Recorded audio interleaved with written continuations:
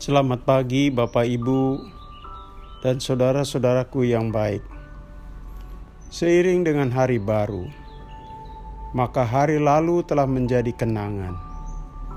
Kiranya bersama Allah, hari lalu menjadi memori kita yang indah. Firman Tuhan untuk direnungkan dari 2 Raja-Raja pasal 5 ayat 2 dan 3. Orang Aram pernah keluar bergerombolan dan membawa tertawan seorang anak perempuan dari negeri Israel.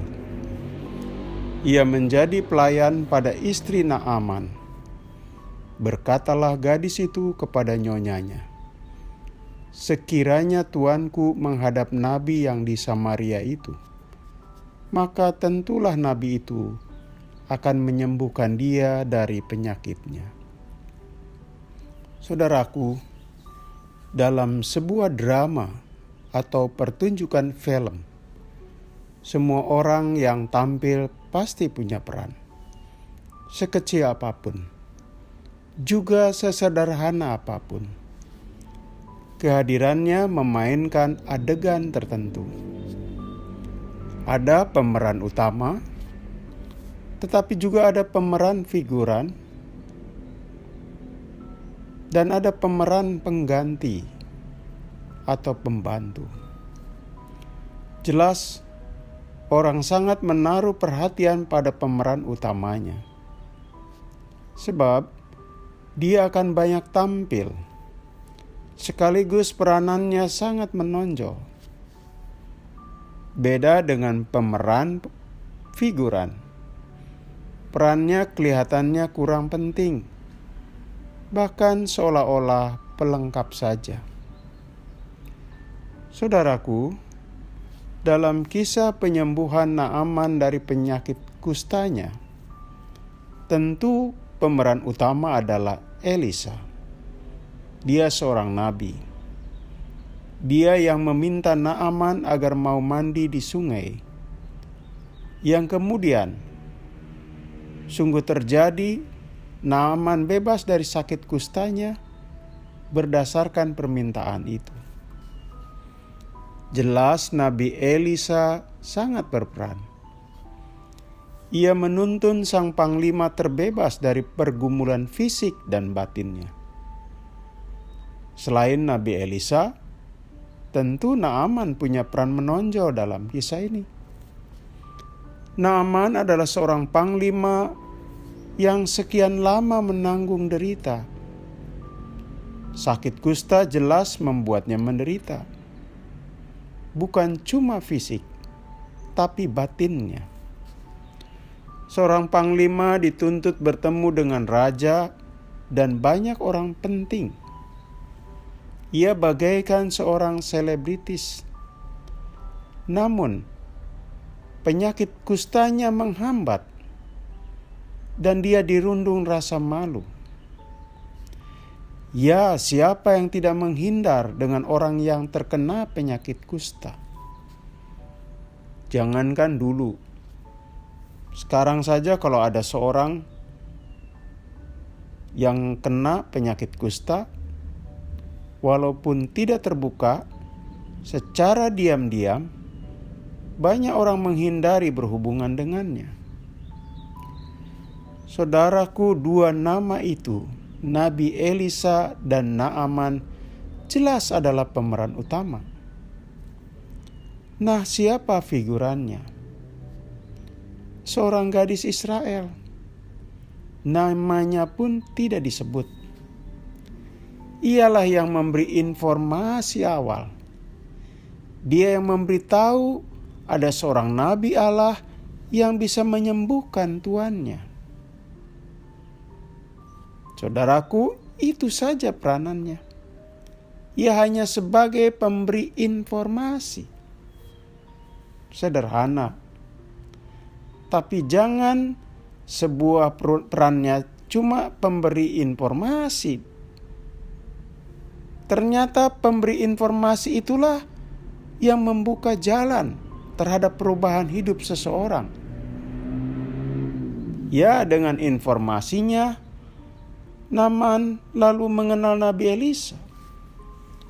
Bahkan lebih dari itu, Naaman setelah sembuh dapat mengatakan, "Sekarang aku tahu bahwa di seluruh bumi tidak ada Allah kecuali di Israel." Saudaraku, kecil sekali sumbangsi si gadis itu. Tapi dari tindakan kecil dan sesederhana itulah peristiwa besar buat seseorang terjadi. Baiklah, kita mungkin bukan pemeran utama dalam sebuah peristiwa atau kejadian tertentu. Namun kecil dan sesederhana apapun yang kita lakukan, jika Tuhan pakai, yang sederhana dan kecil itu menjadi berkat bagi kehidupan seseorang, saudara-saudara. Dengan demikian, Tuhan tidak menyepelekan hal yang kita telah lakukan. Dan kita pun jangan menyepelekan atau melupakan tindakan orang lain yang di mata manusia sederhana, kecil, seolah-olah karena tidak fantastik lalu mudah dilupakan.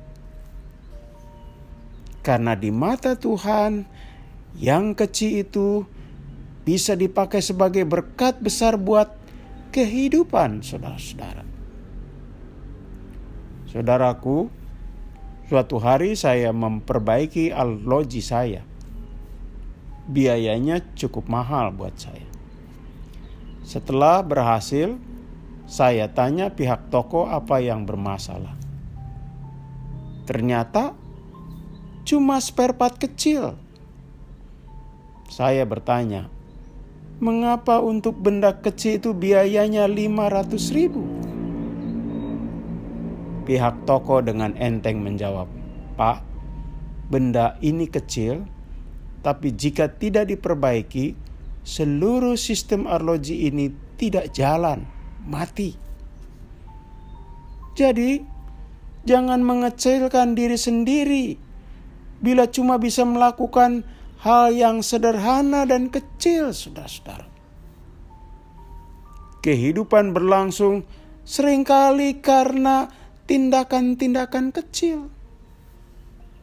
Senyum, sapa, salam, membantu menyeberangkan seorang nenek, itu semua hal kecil buat orang lain. Lihat, walaupun itu kecil saudara-saudara, jika di sebuah keluarga atau gereja tanpa senyum, tanpa tegur sapa, tentu akan terasa bahwa itu merupakan kehidupan yang dingin. Kita tidak akan betah tinggal dalam sebuah keluarga yang tanpa salam, tanpa sapa, tanpa senyum, saudara-saudara. Karena itu, pagi ini, mari, jika kita tidak bisa berbuat hal besar, mengapa tidak berkontribusi dengan hal yang kecil? Kita ingat seorang anak yang membawa 5 potong roti dan 2 ekor ikan buat makan 5.000 orang.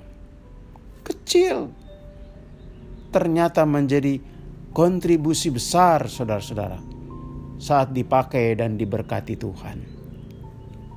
Mari kita berdoa. Tuhan, kiranya kami hidup tetap bersyukur dalam segala perubahan suasana kehidupan. Dan kami mensyukuri tindakan sekecil apapun yang dilakukan oleh kami maupun orang lain dalam rangka membangun kehidupan. Kiranya itu semua Engkau pakai sehingga menjadi hal yang besar. Dalam nama Tuhan Yesus kami menaikkan doa ini. Amin.